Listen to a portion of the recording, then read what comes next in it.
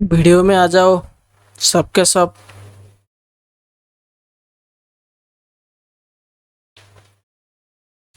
Video को and तक ज़रूर देखना। आज की वीडियो में बहुत सारे इम्पोर्टेंट क्वेश्चंस है।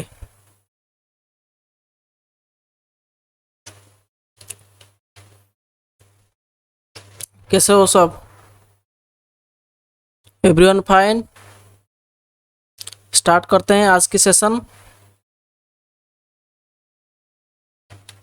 रखता हूँ, पहला क्वेश्चन रखता हूँ, स्क्रीन पर रखता हूँ। देखिए, आजकल जो बैंकिंग फिनेंस का जो न्यूज़ है, ये आज की करंट अफेयर में ज़्यादा आता है। तो आप बैंकिंग फाइनेंस को और इकोनॉमी को, बैंकिंग फाइनेंस इकोनॉमी सेक्शन को आप करंट अफेयर में ज़्यादा से ज़्यादा टाइम दीजिए,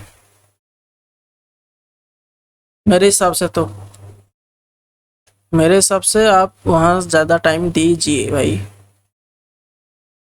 क्या कहते हो, दोगे ना टाइम? तो पहला क्वेश्चन पर है।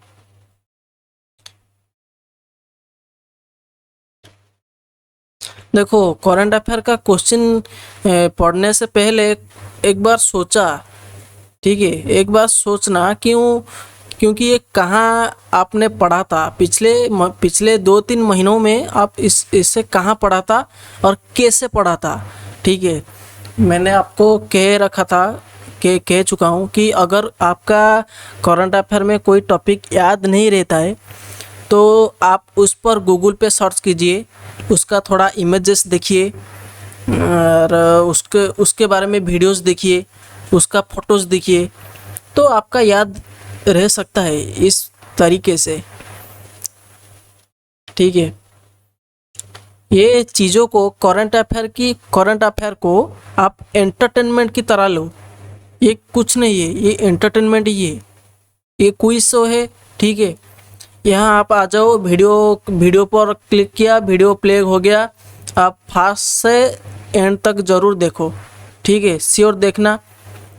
तो देखिए, आपका माइंड फ्रेश हो जाएगा।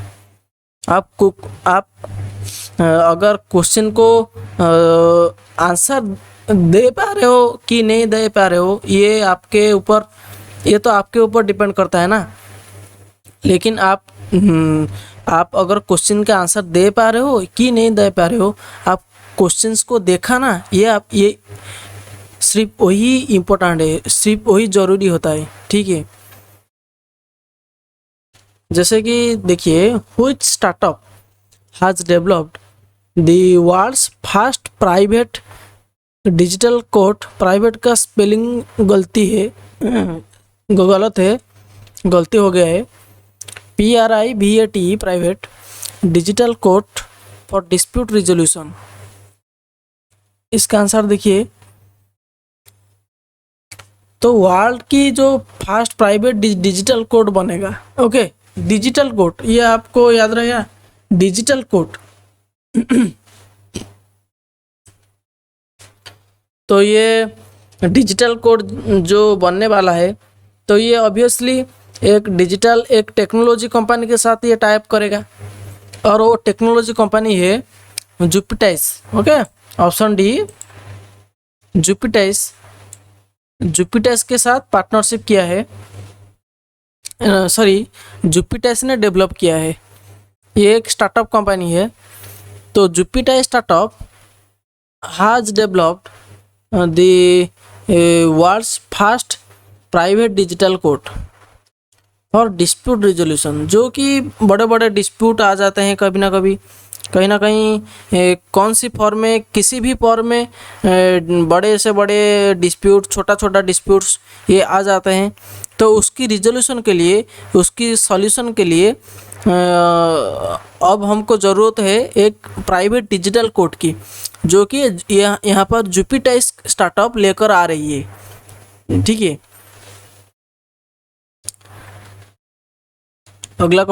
अगला सवाल स्क्रीन पर है।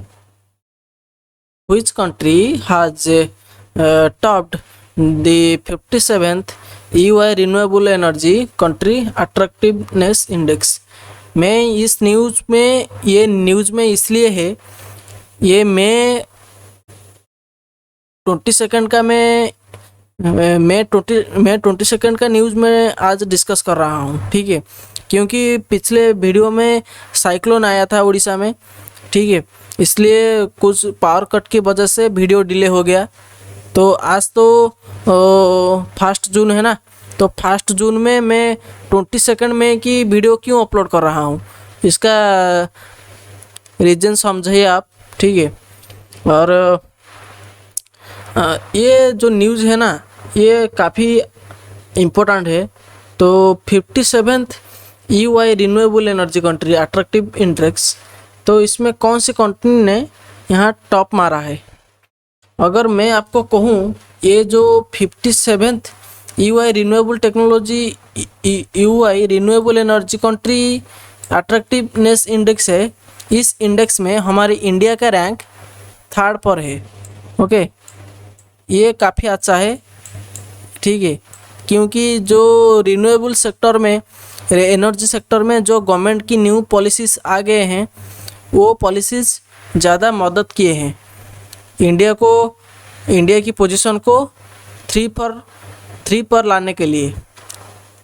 देखिए यहाँ जो 57 EY renewable energy country attractive index में यहाँ US ने टॉप मारा है, ठीक है। US has topped this index. Article अगला स्लाइड में है, आर्टिकल देखिए, स्टार्टिंग से पढ़िए। India has moved up a spot to 3rd position on EY renewable energy country attractiveness index owing to an exceptional performance, ठीक है। एक्सेप्शनल परफॉर्मेंस का मतलब यह है एक्स्ट्रा ऑर्डिनरी, मतलब गुड से भी very good, okay, on the solar photovoltaic front. US photovoltaic front मतलब होता है जो फोटो इलेक्ट्रिक, जो आपका फिजिक्स में है ना, अगर कोई लाइट एक सरफेस के ऊपर एक मोनोक्रोमेटिक लाइट, ओके, अगर एक सरफेस के ऊपर पड़ता है तो वहाँ एनर्जी निकलता है। इसमें जो उस तरह की सोलर टेक्नोलॉजी का ये यूज़ किया गया है, फोटो इलेक्ट्रिक हम कह सकते हैं, फोटो इलेक्ट्रिक मेथड। तो US and China are in the 1st and 2nd spot respectively, ठीक है। US है 1st पर, चाइना है 2nd, एंड हमारा भारत जो है, भारत आ गया है 3rd पोजीशन पर इस बार। ये भारत के लिए अच्छा न्यूज़ है, ये आप चेक कर सकते हैं ऑनलाइन। देखिए नेक्स्ट सवाल उसी के रिलेटेड है। What is the rank of India in 57 EY renewable energy country attractiveness index RECI, जिसको बोलते हैं हम शॉर्ट फॉर्म में, फॉर द ईयर 2020। यहाँ देखिए 3rd हुआ ना इंडिया का रैंक। देखिए ये डे जो है ये भी काफ़ी इम्पोर्टेंट प्लेस करता है, ठीक है, काफ़ी इम्पोर्टेंट रोल प्ले करता है करंट अफेयर के अंदर। Day and dates plays a very important role in the section of current affair for the banking exams, for the banking and other competitive exams. तो which day of the year is mark national anti terrorism day? तो ये 21 मई को मनाया गया था। हमारे जो defence sectors है, जैसे कि हमारे Indian army, Indian navy and Indian air force ने ये इसको मनाते हैं, काफ़ी धूमधाम से मनाते हैं, ठीक है। मई 21 ये एंटी टेररिज्म डे है। यहाँ आप देखिए BSF का ट्वीट है, ओके, बॉर्डर्स, ये देखिए आप BSF का ट्वीट है, border security force, okay. Today on anti terrorism day we pledge to stand resolute in opposing all forms of terrorism and violence. We reiterate our commitment to uphold and promote peace, harmony, and understanding and to fight the forces of disruption threatening human lifes and values. यहाँ देखिए ये BSF के द्वारा tweet किया गया है 21 मई को, ठीक है। तो ये 21 मई 2021 को ट्वीट किया गया है। तो एंटी टेररिज्म डे था 21 मई को, ठीक है। नेशनल एंटी टेररिज्म डे ये इंडिया का है नेशनल एंटी टेररिज्म डे, इसलिए नेशनल बोला गया है। तो ये था 21 मई को। यहाँ आप देखिए when the United Nations recognize International Tea Day observed, ठीक है। ये था उसका सही आंसर May 21। ये क्वेश्चन और this question and this question I have combined this two question in together in the consecutive slides, okay। I have combined the two questions in consecutive slides because there is no problem to remember to the dates and the day of these two days, okay। तो first one is National Anti-Terrorism Day, which is observed or celebrated on 21st May across India, and the next one is United Nations, that means it is in international level, ठीक है। तो International Tea Day is observed on the same day on which the National Anti-Terrorism Day observed, okay। That two, so May 21 is the right answer।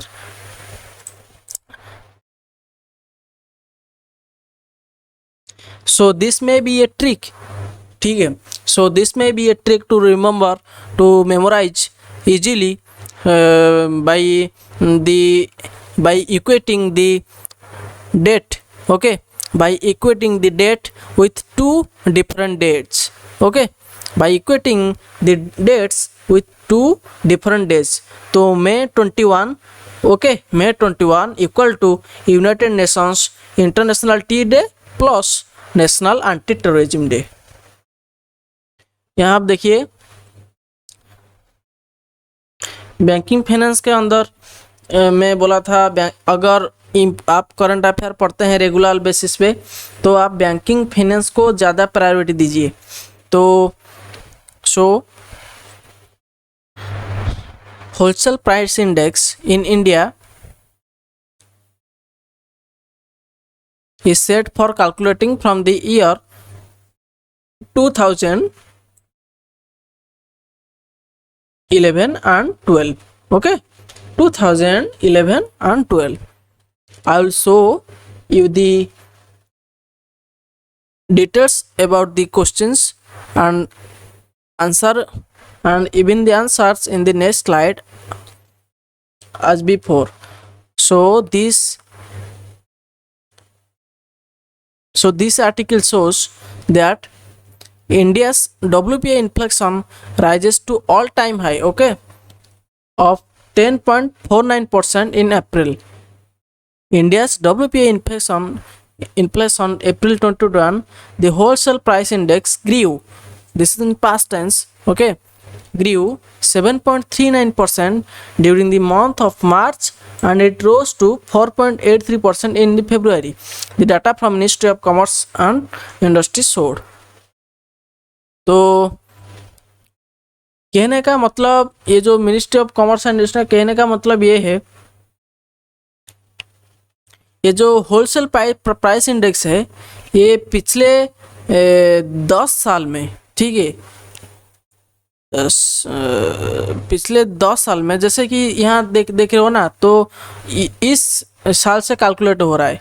अभी क्या चल रहा है, अभी चल रहा है 2021-2022, ओके, अभी चल रहा है 2021-2022। तो इसके और हम इस फाइनेंशियल ईयर यानी कि 2011 एंड 12 को हम सब्ट्रैक्ट करेंगे तो क्या होगा, कितना आ जाएगा, आपका आ जाएगा 10 इयर्स। तो पिछले 10 इयर्स में इंडिया का जो WPI इन्फ्लेशन है वो बढ़ चुका है, वो उसमें बढ़ा हुआ दिखने को मिली है। ओके, जो कि पूरे जो कि ऑल टाइम हाई होता है तो 10.49%। ये आपको याद रखना है, एग्जाम में ये भी पूछा जा सकता है। मैंने आपको कहा ना, करंट अफेयर का कोई पॉसिबिलिटी नहीं है। करंट अफेयर से आपको कहीं से कुछ भी क्वेश्चन, किसी तरह की क्वेश्चन आपको मिल सकता है। ठीक है, यहाँ आप देखिए तो 10.49% यहाँ पे राइज हो चुका है। जैसे कि यहाँ आप फिर से देखेंगे, एक बैंकिंग के रिलेटेड क्वेश्चन है, which bank has launched the digital LPS for MSME and agri products. तो IDBI बैंक ने, जिसका हेडक्वार्टर है मुंबई महाराष्ट्र पर, Industrial Development Bank of India, ठीक है, IDBI बैंक ने लॉन्च कर दिया है digital LPS portal for MSME and agri products.